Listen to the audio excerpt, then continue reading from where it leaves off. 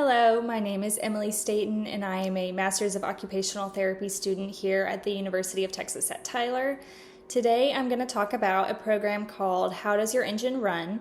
A Leader's Guide to Alert Program for Self-Regulation. So I kind of want to go into what it is, the background of it, how we use it as therapists with our patients, but then also how we can use it as graduate students. So a little about the program is it's typically used by parents, teachers, and therapists to help patients learn about themselves at the basic level, and then providing strategies on how we can assist with monitoring our internal level of readiness to work, play, listen, and engage in ADLs. So it's most commonly used with children with sensory processing disorders or learning disabilities, but it can easily be applied to all settings and populations to improve mental health and overall well-being. So the alerting program provides awareness of how we regulate our arousal states and encourages the use of sensory motor strategies to manage our level of alertness. So the How Does Your Engine Run program helps our patients identify self-regulation strategies that they can use and implement to help them be ready to work or engage with their family or friends or engage in a leisure activity. It can be used in any environment, any population, to help build self-esteem, self-confidence, and self-monitoring skills. And specifically with adults, we're helping them recognize strategies that they can employ to impact their nervous system to attain the appropriate level of alertness for work, school, play, whatever it may be.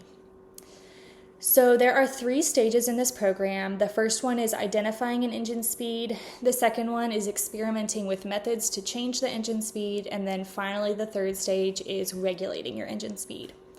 So in the first stage, you are teaching your patients key terms to describe their internal feelings or their internal level of alertness, which this program calls engine speed. So we're learning the words to describe our engine speed. So if we have a low engine speed, we feel sluggish or spacey, tired. We feel like our eyes are glassing over. If we feel like our engine speed is just right, we feel like learning is easy, we can play easily, we can get along with others and have fun. If we are having a high level of alertness, we feel overwhelmed, overstimulated, high-strung, just exhausted.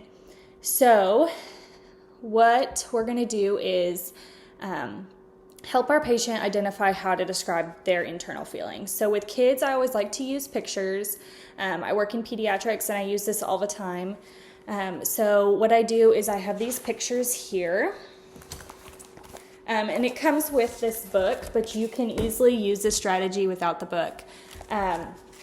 So it gives pictures of what a high engine looks like.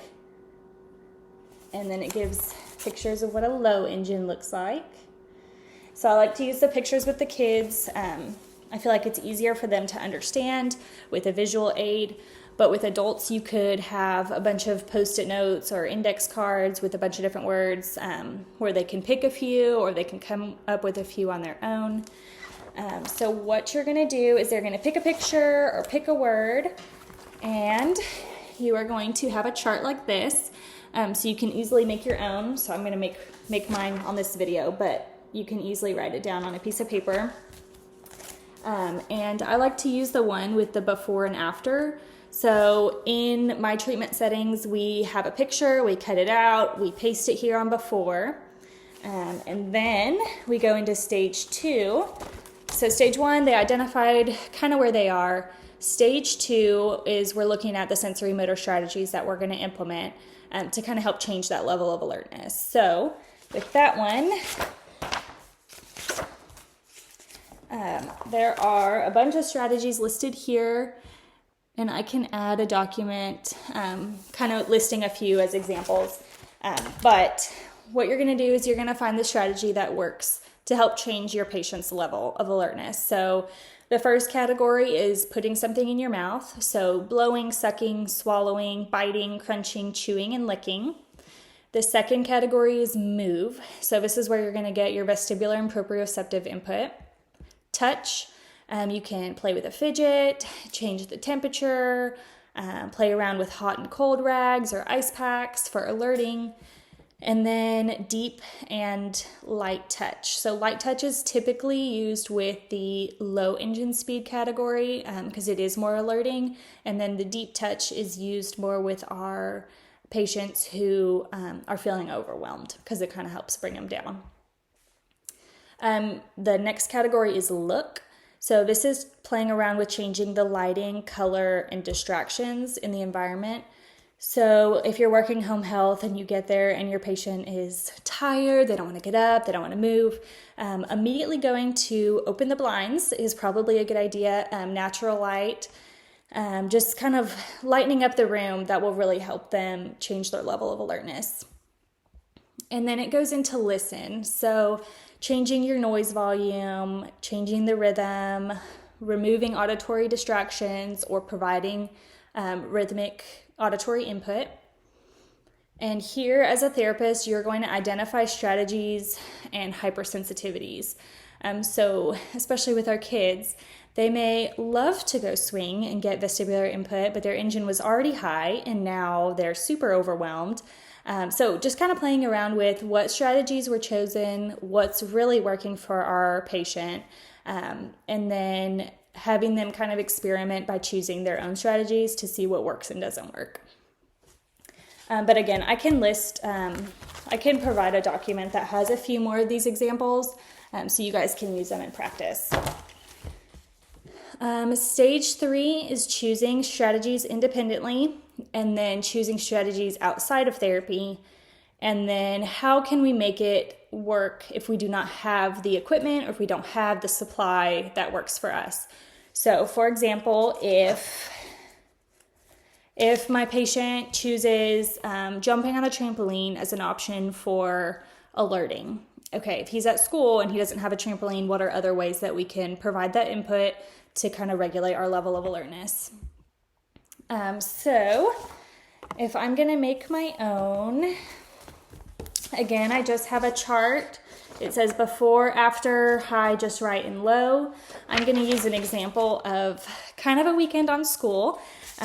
Before, I am typically low, and I'm going to write sleepy, sluggish.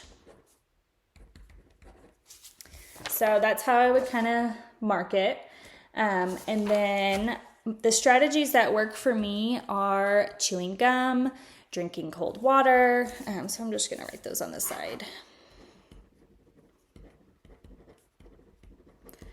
Getting up and moving. So especially during our breaks, getting up and walking down the hallway. The lighting is pretty good in the room. The blinds are sometimes open, so that keeps it kind of bright and alerting.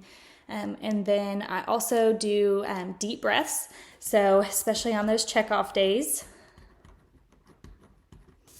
And then I would say I'm just right.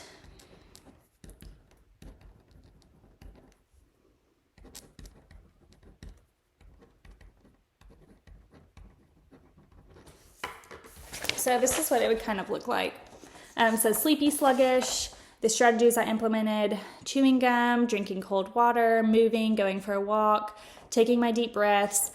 Then after, I'm feeling just right, ready to learn, alert, and engaged. So this is kind of how it would look visually.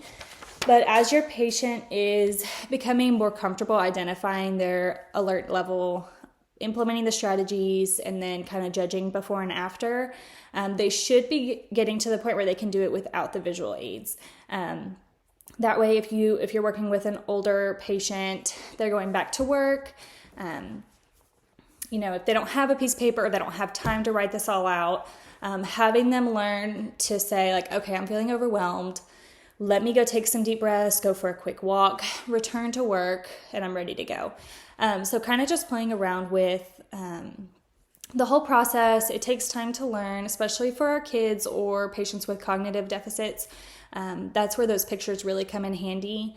And it's easy for our older adults to carry around a piece of paper with their strategies. That way they can just pull that out, see strategies that work for when they're feeling low and when they're feeling high, and then just kind of go from there and see if they can implement it outside of your treatment session. Well, I hope this was helpful for you guys. And again, it is called How Does Your Engine Run? It's an alerting program, and it comes with tons of strategies and visual aids if you want to buy the book. But you can also kind of make your own with paper and pictures. Thanks.